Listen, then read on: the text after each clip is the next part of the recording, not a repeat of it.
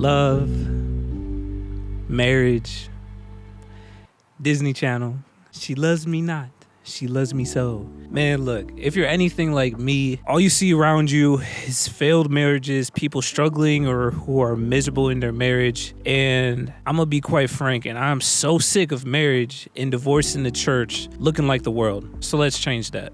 Yo, what is good, y'all? It's your boy PB. I've been a full-time content creator and entrepreneur for the last 5 years. Let me preface everything I'm about to say with this. I am not married. Now, I am in a happy relationship, and I have been on and off, honestly, for the last 2.5 years. But everything I'm about to say is just my personal opinion and my personal take on relationships and marriage. So take that with a grain of salt. Weigh it against your own discernment with the Holy Spirit and your own biblical knowledge and understanding of the word. And I pray that my words do not mislead you or discourage you in any way. So marriage is a hot topic. It's so hot that a lot of people in the church don't even like talking about it. And I found myself in my journey of trying to understand if the person I'm dating is the one. I found myself discouraged because I feel like all the advice I get is people either venting out their terrible experiences with marriage or people talking with no experience and no knowledge of what the Bible actually says at all. So these are my personal takes. Number one is to analyze your personal relationship with God. How do you know if God is telling you someone is for you if you don't even know if God is for you yourself? If your perspective is tainted by sin and by worldly influences, there's no way that you'll be able to understand what God is telling you. Also, this will prove to God that you're serious about his covenant and that you actually care to use your life and everything in your life to give him glory and to give him honor. Romans 8:7 says, "For the mind that is set on the flesh is hostile to God, but it does not submit to God's law. Indeed, it cannot." So you cannot get what is true to life, what is true to you, unless your heart is set on God, unless your heart is set on the things of the Spirit. 2 Corinthians 6:14 says, "Do not be unequally yoked with unbelievers. For what partnership has righteousness with lawlessness? Or what fellowship has light with darkness?" I think many of you have heard this verse if you sought out counsel in the church about marriage. And yes, it's one thing to understand that you ought to be with someone who loves the Lord. But the most important thing is that you will not be able to know if this person truly loves the Lord if you don't love the Lord yourself. And especially for my guys out there, as a man of God, we love saying that, oh, God made the man the head of the household. But how can you be the head of the household? How can you have that authority if you don't first revere and fear the Lord, who is the ultimate authority himself? Proverbs 31:30 says, "Charm is deceitful and beauty is vain, but a woman who fears the Lord is to be praised." In my experience, I'll tell you that leading first by example is the best way to keep a holy relationship. It's easy to look at somebody else, especially your partner who you spend a lot of time with, who you know a lot of their ins and outs about their life and their character and everything. It's easy to look at them and say, oh, this is not biblical, this is not according to God, this what you're doing here is wrong or unrighteous. But it's most effective if you are following those same commandments in your heart. You are following that in your lifestyle. And then you can come to that person not out of judgment, but out of love and say, hey, this is something that I've worked on in my life. This is something that God has showed me. And then even it goes without saying, because it's consistent in your lifestyle, then most likely they will follow in that as well. And number two, I would say prepare yourself. I really think because so many people have trauma and hurt from marriage or relationships that it's hard to get true biblical advice on the point. I took it upon myself to read this book. It's called Things I Wish I'd Known Before We Got Married. It's by Gary Chapman, and I 100% recommend the book. My lady read the book as well. It has some talking points in the book, some discussion points, and some different prompts that you can go through with the person that you're interested in. And it really forces you to think about some things that a lot of people honestly wouldn't think of. And it comes from a godly perspective as well. And another resource I'd recommend is 101 Questions to Ask Before You Get Engaged by Norman Wright. These are some really good discussion points to go through with your partner. And again, what you don't know, you just don't know. So these questions will help encourage conversations that a lot of people just may not think about before they hop into marriage. But the important thing to remember here is that the better you are personally, the better the relationship will be. And the better you are, the closer you are to God, the easier it will be able to spot wrong and to spot what that wrong is. But if you have so many things fogging up your brain and your perspective, then you're going to start pushing the blame. You're going to look at everything else that is not the actual root and cause of the problem. You're going to start looking at the effects of the problem and not actually be able to discern what is right and what is true. So knowing God, and then also making sure that you are the best possible for a relationship. And my next word of advice is to understand the difference between irritations and red flags. Because of the way culture has set us up nowadays, we live in an instant gratification society. If things don't instantly satisfy us, if we are not instantly happy with things, whether it's food we eat, we have fast food, it's video games, we have instant access to dopamine hits. Even if you look at Tinder, you instantly get to swipe through people like it's some type of video game to see whether you like somebody or you don't. We tend to take that mentality into relationships, like being in a marriage, is not a long-term play. No matter what, in your relationship, there's gonna be times when you get irritated. That's just natural. You're two different human beings. But it's important to understand before you even get in a relationship, and even if you are in a relationship right now,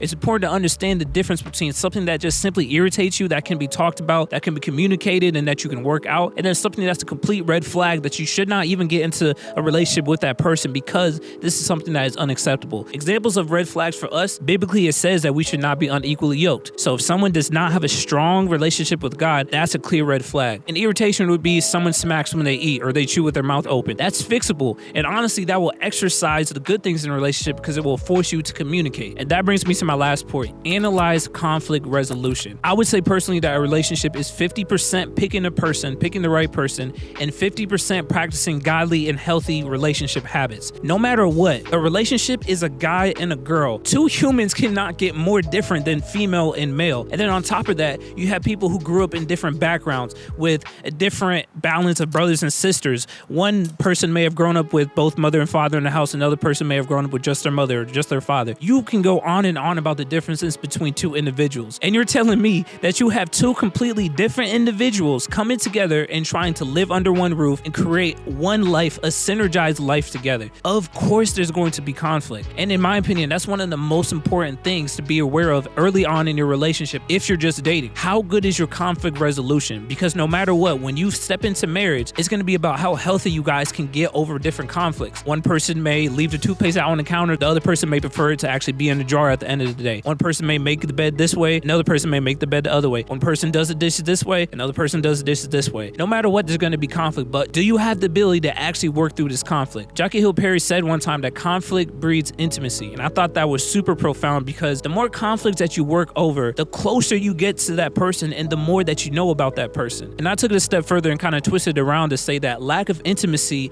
equals a coming conflict. So don't separate those points. Just because you have conflict doesn't mean you don't have intimacy. When you have conflict, how healthy can you guys resolve that conflict? And then that will lead into intimacy because the more you get to know that person, the more conflicts that you resolve, the closer you get to that person, the more intimacy that you will have. But again, if you look at most of the divorces and most of the miserable marriages that we see nowadays, it's because people think that they somehow chose the wrong person, that the person that they originally married turned out to be a completely different person. If you ask me, when I analyze the majority of these marriages, I see that it's because there is a lack of healthy habits, healthy communication, healthy conflict resolution. The person didn't change, it's the same person. But if you're the head of the household, then be the head of the household and take responsibility for your marriage. If you're the woman, be the best woman, be the best wife, be the best aide that you can be, no matter what. I think honestly nowadays we overemphasize the person and the compatibility to the extent that we just wait to jump into a relationship because we're so scared that somehow 2, 3, 4, 5, 10 years of dating will not reveal if this person is right or not. But in all reality, if you are the best that you can be, if you love the Lord, if this person loves the Lord, if you have knocked out all those red flags and you've reached your desires of personality and compatibility, whatever that may be, as long as it's not too intense, you don't have this crazy list of standards that you don't even follow for yourself. If you both love the Lord, what more can you ask for? What more compatibility do you need than that? The characteristics of God cover everything that you need in a relationship: forgiveness,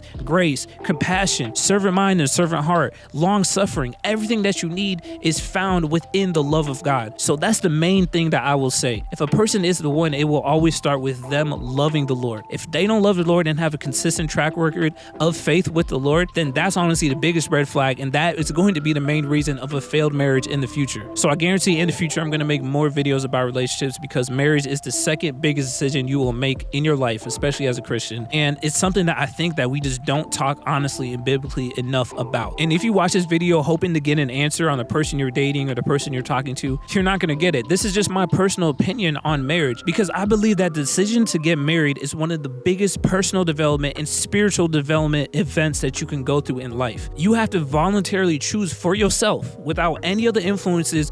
Other people can give you advice, but you have to decide to get up in front of a congregation, to get up on the altar and say that I am making a covenant that no matter what, I'm going to love you till I die. No matter what happens to my health or your health, to my wealth or your wealth, no matter what, I'm going to love you. I vow to do this. That's a huge decision. But what other event more accurately reflects the marriage that we have to Christ. What other event in life, what other activity will teach you more about commitment, about covenant, about sacrifice, about sanctification? Marriage is a gift from God where we get to experience the highs and lows of life with another person, where we don't have to be alone. And we also get a perspective on God and our relationship with Him that's different than if we were just single. Now, I'm not saying that being married is better than being single. In fact, the Bible even says the opposite. But what I am saying is that no video on YouTube, no resource, no book is going to tell you the exact answer on if this person is the one or not. That is 100% a personal decision for you to make. And anyone who tells you different is lying, because you're the one that's going to be married to that person. No one else is. So take that and embrace that fully, because God is trying to teach you and show you something through that decision. I love y'all very much. I hope this encouraged y'all. Please remember to like, subscribe, and comment down below your feedback, your thoughts on this as well. I'll see y'all in the next video. Peace.